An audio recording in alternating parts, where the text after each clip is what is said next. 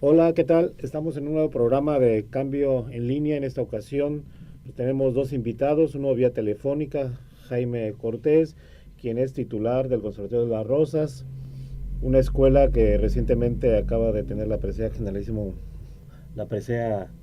Morelos.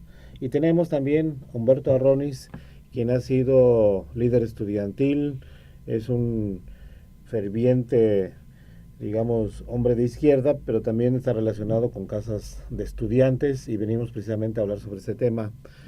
Jaime, ¿cómo estás? Pues muy bien, Samuel, encantado de estar contigo y con tu auditorio. Gracias, Jaime. Bueno, pues en esta ocasión eh, se dio el premio que anualmente, el premio más importante que otorga el Ayuntamiento de Morelia con motivo de la celebración de su fundación, no deseo más. Pero en esta ocasión, finalmente, lo comenzaban diciendo ayer que fue una edición dividida, pero que finalmente, en una primera instancia, todavía han dicho que por mayoría de votos hubiera sido solamente el Conservatorio de las Rosas. ¿Este premio qué te implica, Jaime? ¿Qué implica a la institución como tal? Bueno, pues me parece que es un reconocimiento muy importante a los resultados de la institución, a su trayectoria, a las personas, a los grandes personajes que la han hecho posible a lo largo de las décadas. Y me parece que es una especie de nexo nuevo con la ciudad en la que existe este conservatorio. Este conservatorio me parece que es una parte indudable de la identidad de Morelia. Sería, creo, muy difícil imaginar a Morelia sin el conservatorio, por muchas razones, por sus contenidos, por lo que ha aportado a la ciudad, porque es parte de su tesoro de sus tesoros arquitectónicos. Es una relación con Morelia que se expresa, me parece, en este reconocimiento. Pero también, Jaime, estarás de acuerdo que implica un compromiso, independientemente de que ya tienen, de que están ejerciendo un compromiso aún más con la propia ciudad moreliana en lo particular, con la michoacana y con el país en lo general. Sin duda, Samuel, porque además hay que pensar el conservatorio no como cosa del pasado, sino como cosa del presente y del futuro. Y en efecto, este reconocimiento no solo es un estímulo, sino un compromiso para seguir adelante. De hecho, ahora mismo estamos llevando a cabo proyectos innovadores que hacen que no solo tengamos el conservatorio para que la gente venga al conservatorio, sino estamos, por decirlo así, llevando el conservatorio hasta las zonas de mayor marginalidad en un proyecto precisamente con el Ayuntamiento de Morelia, un proyecto que se llama Niños Músicos por la Paz y que nos permite hacer un movimiento musical importante ahí en las zonas donde las situaciones son más críticas, no solo por lo económico, sino por las condiciones generales de vida. Entonces, estamos con eso haciendo un proyecto nuevo en Concepción, un proyecto social. Queremos que el conservatorio se distinga también por su trabajo social, siempre, por supuesto, con el centro de sus actividades en la música. Y bueno, lo has dicho muy bien, es un gran compromiso, Samuel. Jaime, dos preguntas que van ligadas. La primera, yo tenía esa impresión, pero hay todavía gente que cree que el Conservatorio de las Rosas es una institución elitista, es una institución donde la gente de las clases marginadas, de escasos recursos, tienen poca chance de acceder a estudiar en esa escuela, sobre todo música.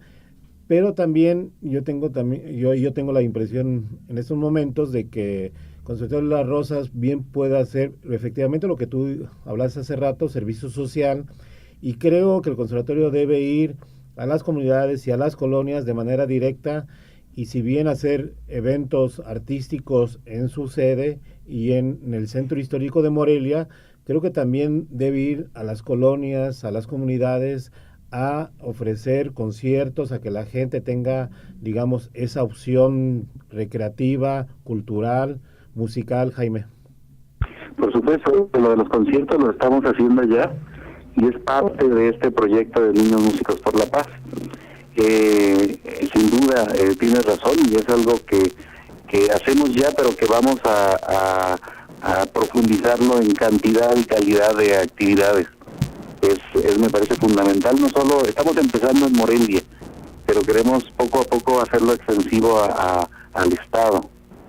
En cuanto a la percepción de que es una institución elitista, Samuel, yo te diría que quien piensa algo así quizá desconoce el conservatorio, porque el conservatorio otorga becas en un altísimo porcentaje para los estudiantes que están ahí. Es una institución sin fines de lucro, es una asociación civil sin fines de lucro, y sus estudiantes vienen de muy distintos sectores sociales, y tenemos becas para todos aquellos estudiantes que muestran talentos musicales específicos, ¿no? Entonces, cada vez que recibimos un estudiante brillante, tiene una oportunidad en el conservatorio, independientemente de su situación económica. Quizá no lo hemos dicho lo suficiente, Samuel. Me parece que un error del conservatorio que es necesario reconocer es que quizá hemos sido demasiado discretos, no solo en la administración mía, sino en general en la historia del conservatorio, con estas aportaciones de orden social que han sido fundamentales desde la mismísima fundación del Coro de los Niños Cantores. Jaime, bueno, una curiosidad más bien, por ejemplo, el Conservatorio de las Rosas tiene gente, por ejemplo, no sé si sea su función, por eso es una curiosidad, tiene gente buscador de talento que vaya precisamente a esas comunidades, a esas colonias, a las escuelas de educación básica, a encontrar potenciales talentos que puedan caber en su política cultural de ustedes, Jaime. Sí, mira, el Coro de los Niños Cantores es un primer paso. Normalmente las facultades musicales no se revelan en un instrumento que el niño quizá no conoce porque no tiene acceso a él. Entonces, el trabajo con los niños cantores consiste en escuchar a niños que luego se seleccionan para el coro, y en el coro se van desarrollando, y cuando les cambia la voz y tienen que dejar el coro, es decir, hacia los 13 o 14 años, tenemos ya detectado quienes en esos años de trabajo con el coro tienen facultades especiales, y por supuesto buscamos con todos nuestros recursos cómo apoyarles. Por ejemplo, solamente para darte un ejemplo, nada más en el mes de abril escuchamos a 6,000 niños de las colonias populares de Morelia, ¿no? 6,000 niños, de los cuales seleccionamos para los coros 500 niños. Entonces esto te da una idea de la escala en la que estamos trabajando nada más en el municipio de Morelia. Jaime, ya por cuestiones de tiempo, en particular tú, porque a las 11 van a recibir el reconocimiento, nada más que me digas que la institución Conservatorio de las Rosas, qué impacto tiene a nivel nacional y hasta internacional, y que me digas algunos nombres y características muy breves de grandes figuras que han trascendido hacia el país, incluso hacia el extranjero. Mira, el Conservatorio de las Rosas es una institución de un reconocimiento nacional e internacional indudable a lo largo de muchas décadas, y que como tú dices muy bien, han construido personajes de primera magnitud. Te voy a mencionar algunos de ellos. Por supuesto, su fundador, como en la etapa moderna, que es Miguel Bernal Jiménez, uno de los compositores centrales de la música mexicana. Te mencionaría muchos otros, como por ejemplo el maestro Gerard Muel, por supuesto Romano Picuti, el fundador del Coro de los Niños Cantores, Luis Berber, Rubén Valencia, el maestro Bonifacio Rojas. Hay muchos otros, por ejemplo, en la etapa más, en las últimas décadas, como el propio director Eduardo Mata, quien aportó muchas cosas en su estancia de poco menos de 2 años como director de la institución. Y te diría ahora mismo que una figura central para el conservatorio, una figura de importancia moral intelectual y económica ha sido el maestro Carlos Prieto, un gran chelista mexicano vivo, por supuesto, está cumpliendo sus 75 años y que es sin duda una de esas grandes figuras ligadas al Conservatorio de las Rosas. Por supuesto, también hay un trabajo más, digamos, secreto, por decirlo de alguna forma, que es el trabajo cotidiano de todos los maestros del conservatorio, que son también figuras fundamentales. Sin sus maestros, el conservatorio no sería nada. El conservatorio se debe a la calidad de sus maestros, y allí hay pues muchos, y ha habido muchos muy valiosos a lo largo de los años. Tendría que mencionar también al maestro Jesús Carreño, por supuesto. Bien, Jaime, pues te agradecemos la atención de la llamada y bueno, felicidades y esperemos todavía un mejor Conservatorio de las Rosas. Te lo agradezco mucho, Samuel, y pues un abrazo para ti y para tu auditorio. Ya estamos pendientes y prácticamente de manera inmediata pasamos con nuestro invitado de hoy, Humberto Arronis, quien ha sido diputado federal. Es un hombre de izquierda que ha sido líder estudiantil, incluso a nivel nacional. Por ahí coincidimos en movimientos separados de la universidad. Todos en la universidad, creo. Yo estaba en el Politécnico, pero también estaba yo en la Prepa Popular en Tacuba dando clases. Tú también dices clases ahí.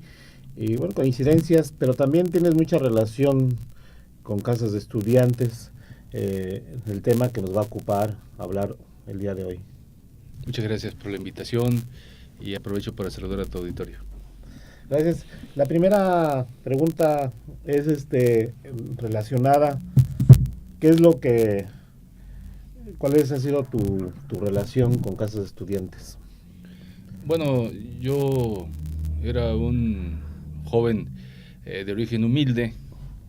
Yo nací en Veracruz, como tú sabes, y me hice el propósito de hacer una carrera universitaria, para lo cual me fui al Distrito Federal con el propósito de estudiar y de trabajar, que era la única manera en que podría yo sacar adelante una carrera.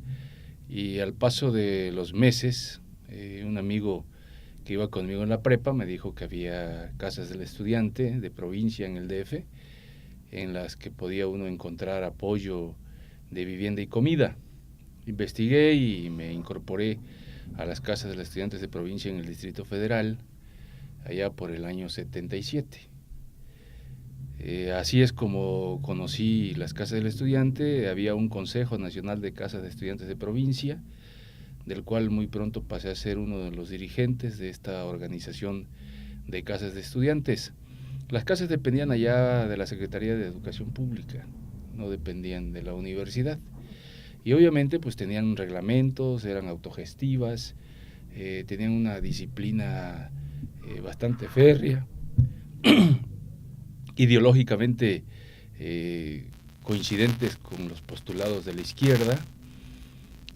Los muchachos teníamos que formar parte de círculos de estudio, había actividades culturales y deportivas que realizar, y sobre todo se cuidaba mucho que todos fueran estudiantes y mantuvieran el estatus de estudiantes regulares. Así eran las casas en el Distrito Federal, muy disciplinadas en el interior y con un compromiso bastante sólido con las luchas sociales y con las organizaciones sindicales y de los trabajadores. Pero yo tengo la idea de que tú ya eres más, la mayor parte de tu vida ya está en Michoacán, ¿no? Sí, yo llegué a Michoacán en 1980, en el 78-79, sobre todo en el 79 se aprueba por el movimiento estudiantil del Valle de México, sobre todo por las organizaciones estudiantiles del Politécnico, de la UNAM, de la Normal Superior, de la Normal Nacional de Maestros y algunas otras organizaciones estudiantiles del Valle de México, y a la luz de los 10 años del 68 que nos tocó organizar a nosotros el 78, se acuerda convocar a la formación de una organización nacional de estudiantes. A mí me tocó una cartera, la de organización, y una región del país para hablar con las organizaciones estudiantiles de todos los niveles para invitarlos a formar parte de esta Organización Nacional de Estudiantes. A mí me toca Michoacán, vengo acá, me reúno con los dirigentes de las casas de los estudiantes, con el CEN, con el Consejo Estudiantil de San Nicolás y con algunas otras organizaciones que no eran precisamente estudiantiles, son universitarias, de trabajadores y de profesores, en el 80, y me invitan para el 8 de mayo como su orador invitado en el evento del 8 de mayo que se hace tradicionalmente en San Nicolás. Ese año vengo como orador invitado de la organización estudiantil, y para el final de ese año yo sufro un atentado. Estábamos apoyando a una normal privada, por cierto, que les habían subido abruptamente el precio de las colegiaturas, y nos piden que les apoyemos de cómo organizar un paro, de cómo hacer una huelga para protestar contra este aumento arbitrario a las colegiaturas. Cuando llegamos nosotros, la brigada que se acordó en el Consejo Nacional de Casas de Estudiantes apoyar a esta normal, había un grupo de matones ahí esperando, se llegaba gente externa y nos dispararon. En ese incidente murió un compañero nuestro y varios salimos heridos. Producto de esa situación, los compañeros nuestros de la organización en la que participamos me dijeron que las condiciones de seguridad mías en el Distrito Federal ya eran muy difíciles. Había no tan solo amenazas de estos grupos, sino también de la misma policía, que era muy represiva. Eran los tiempos de Nazarar o del tristemente célebre Durazo Moreno, Arturo Morazo, y andaba encima de nosotros, de todos los que éramos activistas de izquierda. Y entonces me plantearon que buscara yo alguna otra opción a dónde irme. Entonces hubo varias opciones. Me acuerdo que las organizaciones tanto de Puebla, Michoacán y Sinaloa, tenía yo invitaciones para irme ahí con ellos, y finalmente yo decidí, con quienes había hecho buenas ligas, era con los dirigentes de las casas de los estudiantes de Michoacán.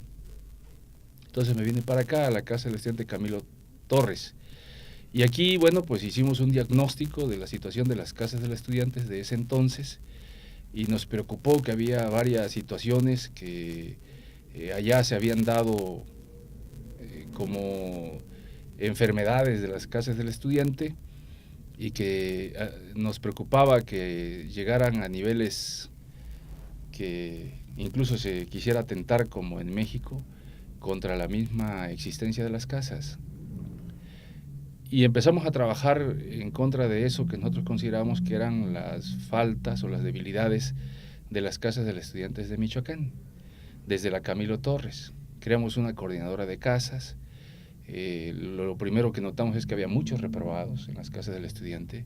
En algunas de ellas los reprobados eran la mayoría que los estudiantes aprobados, y nos dimos a la tarea, sobre todo 4 casas del estudiante que eran las más sólidas en ese entonces, de hacer un reglamento general de casas, y uno de los puntos sustantivos de ese reglamento es que no hubiera reprobados en las casas del estudiante.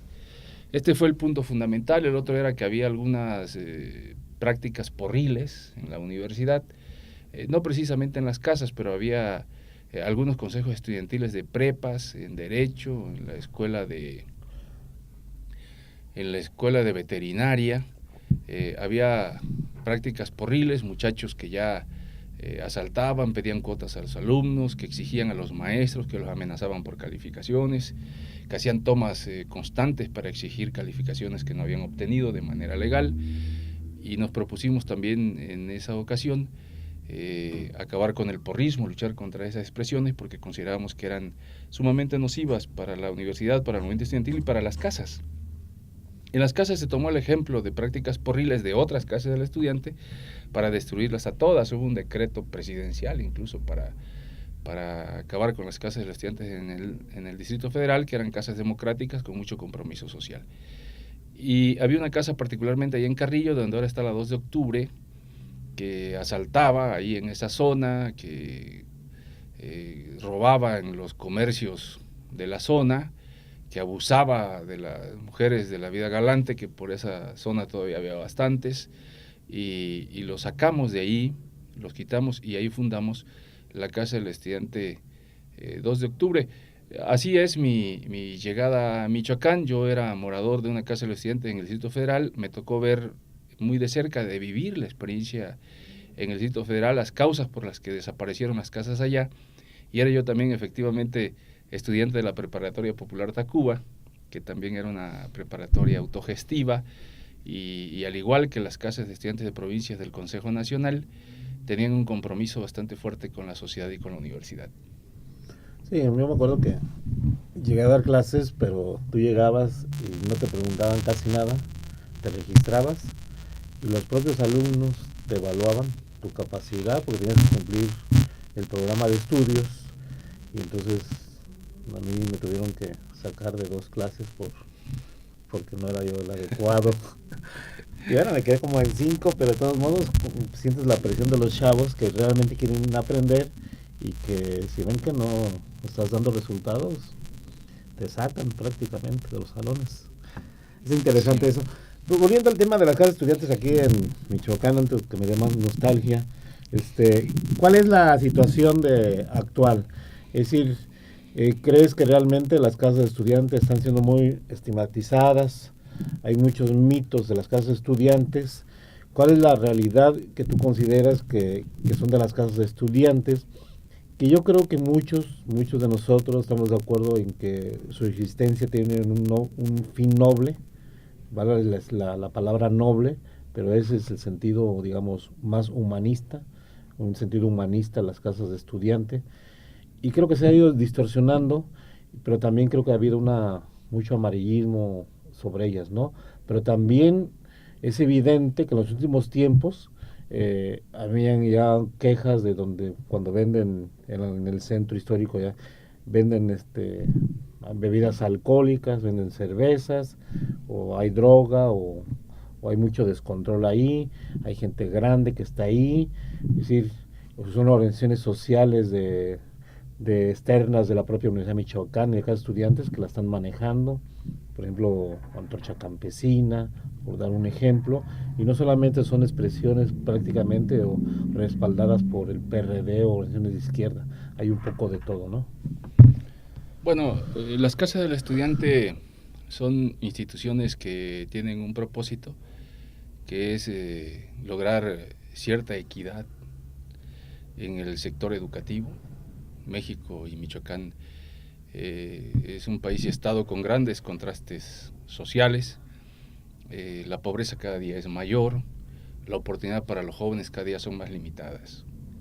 La existencia de las casas de los estudiantes tiene que ver con ese propósito de dar oportunidades a los jóvenes, a los distintos sectores de la sociedad, de poder hacer una carrera universitaria, de seguirse preparando.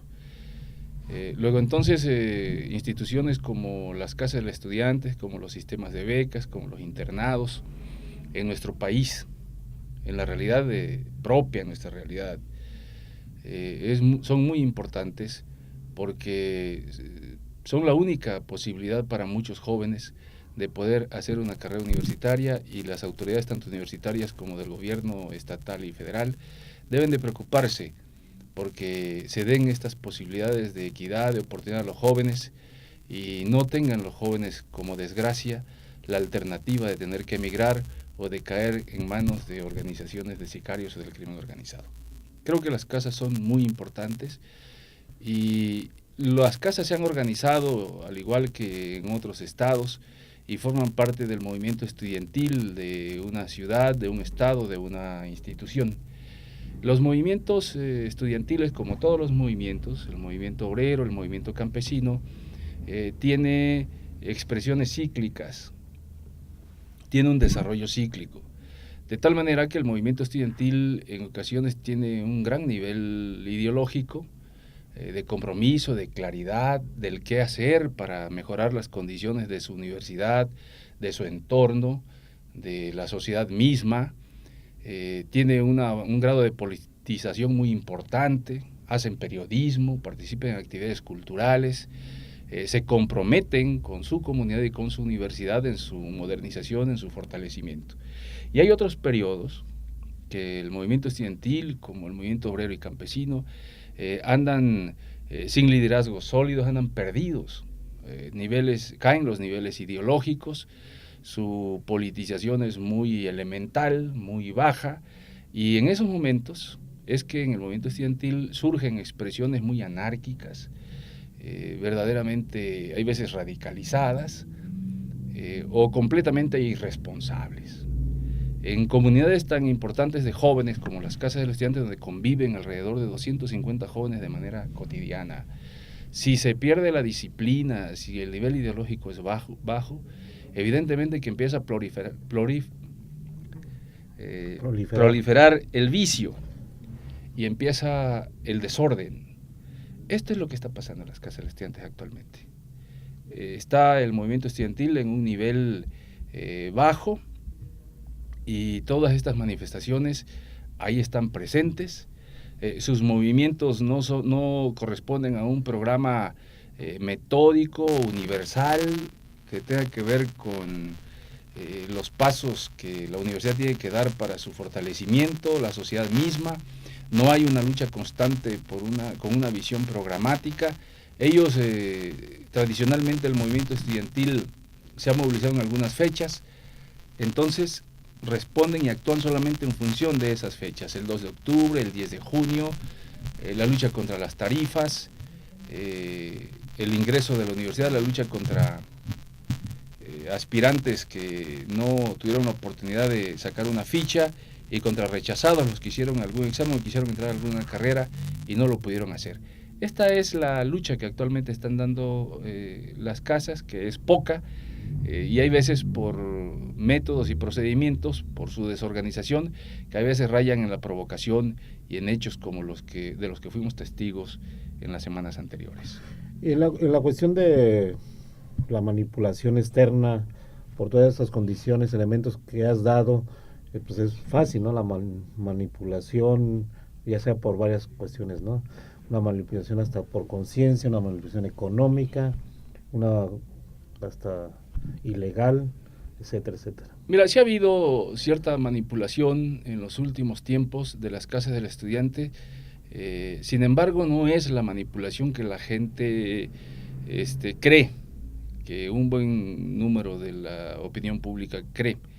La manipulación más cotidiana que en las casas se da a través de las mismas autoridades, tanto de las autoridades de la rectoría a través de la Oficina de Asuntos Estudiantiles, como a través, apenas hace muy poco tiempo, te lo podría decir hasta con nombres y apellidos, del gobierno del Estado, que a través de los apoyos que otorga a las casas del estudiante y en su relación con los muchachos responsables a través de los cuales estos apoyos se otorgan a las casas, les dan a ellos ciertas canonjías o a cambio de dinero, les piden que no hagan movimientos, no quisiera yo pensar que incluso en algún momento hasta les digan que hagan algún tipo de movimiento.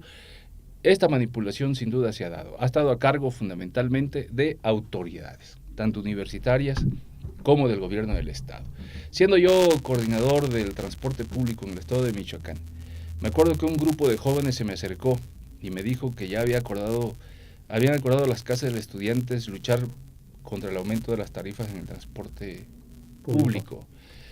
Y me decían que si yo no quería problemas, que ellos podían hablar con un sector de las casas de Uruapan, y estos muchachos eran de aquí de Morelia, y me decían que por alguna cantidad ahí, si no mal recuerdo, decían que aquí 250,000 pesos, 400,000 pesos en la ciudad de Uruapan, y que entonces ellos tranquilizaban las cosas. Yo les dije que no era necesario, que además yo no iba a prestarme a un juego de esa naturaleza de las casas, que ese era mi origen, que yo tenía mucho respeto por las casas, y tenía además mucho respeto del movimiento estudiantil del que yo había sido parte, que si ellos tenían que dar una lucha a favor de la sociedad y de los trabajadores y de las clases más necesitadas, que la dieran, que yo creía que no había razones para que ellos se movilizaran, hicieran una serie de acciones, porque me parecía que si un aumento se iba a autorizar, iba a ser un aumento que estuviera completamente justificado. Ahí fue que hablamos de incorporar a la Universidad Michoacana, de pedirle que hiciéramos un estudio de manera conjunta del aumento de insumos, del aumento de gasolina. Se acordarán ustedes que intervino el Instituto de Investigaciones Económicas de la universidad.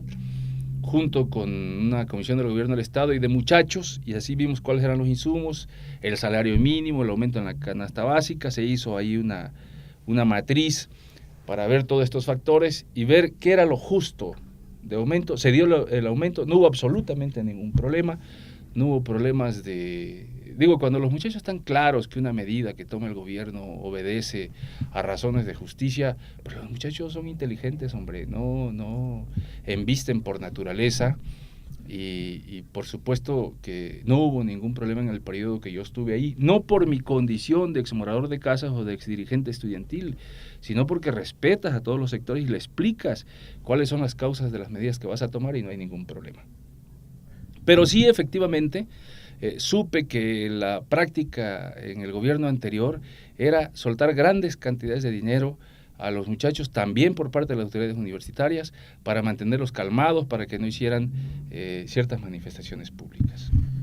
Y antes de terminar, entonces estamos de acuerdo en una reestructuración real, no maquillada a las casas de estudiantes, con reglamentos, digamos, concisos, sólidos, que permitan a los que realmente quieren estudiar a ver la situación. Bueno, y dos cosas. Decía yo que la gente cree tradicionalmente de una manipulación ahí maniquea, externa, de fuerzas políticas oscuras. Mira, no hay ningún partido político que tenga capacidad de manipular a las casas de los estudiantes. Ninguno. Ni el PAN, ni el PRI, ni el PRD, ni el PT, ni el Movimiento Ciudadano, ningún partido político. Ellos se han ocupado de otra cosa. Van y contratan a los muchachos para que agiten banderas en las esquinas, van y contratan muchachos, todos los partidos, de casi todas las casas del estudiante, para que les repartan propaganda, y los muchachos van allí contratados como van contratados a ser meseros en las fiestas públicas que se hacen en la ciudad, que los muchachos hacen mucho eso para ganarse unos centavos. Pero de ahí a que un partido político controle o manipule una casa del estudiante es completamente falso. Si hay alguna organización de izquierda más radicalizada que hegemonice las casas del estudiante, tampoco la hay. No tiene nada que ver, ahora en los cateos que se hicieron no se encontró absolutamente ninguna sola propaganda del EPR, ninguna manifestación de que los muchachos pudieran andar en algún movimiento guerrillero, ni armas, no se sabe de prácticas. Es decir, la presencia de una organización guerrillera en una casa del estudiante tiene ciertas manifestaciones concretas. No las hay.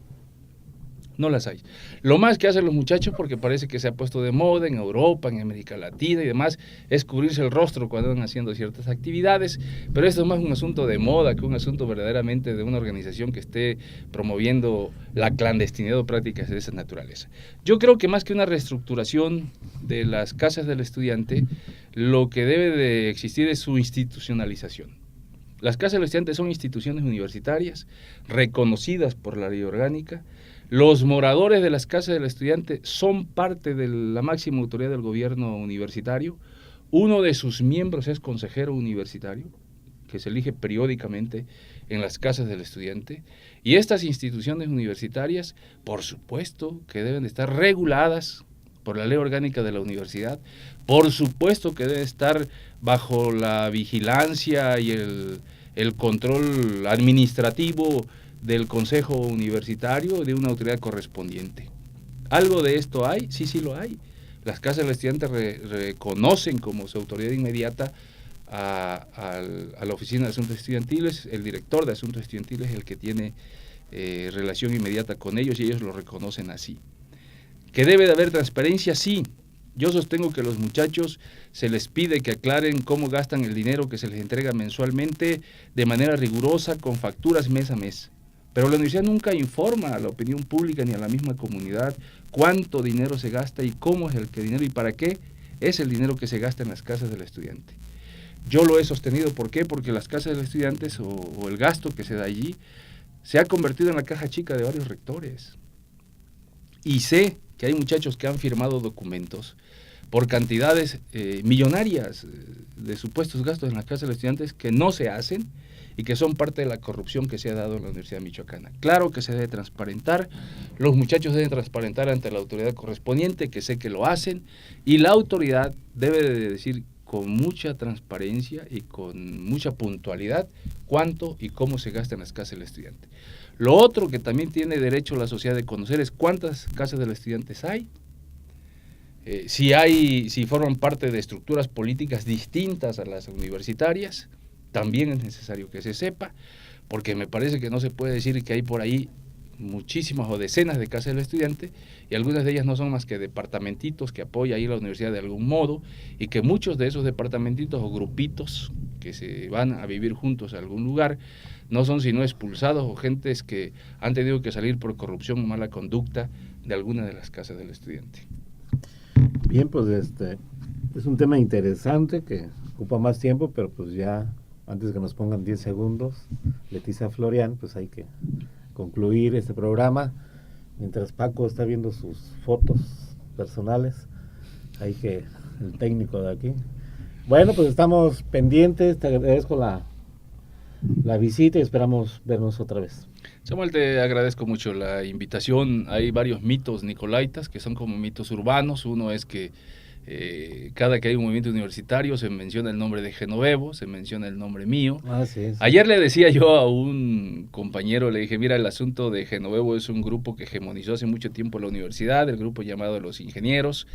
Todos estos ingenieros siguen, la gran mayoría de ellos, en la vida activa, otros han muerto ya, pero si te doy nombres y apellidos, todos están colaborando o son parte del gobierno del actual gobernador, de tal manera que es un asunto completamente mítico, ¿no? ¿Por qué dejamos este tema en otra ocasión para profundizar más? De acuerdo, Samuel, muchísimas gracias.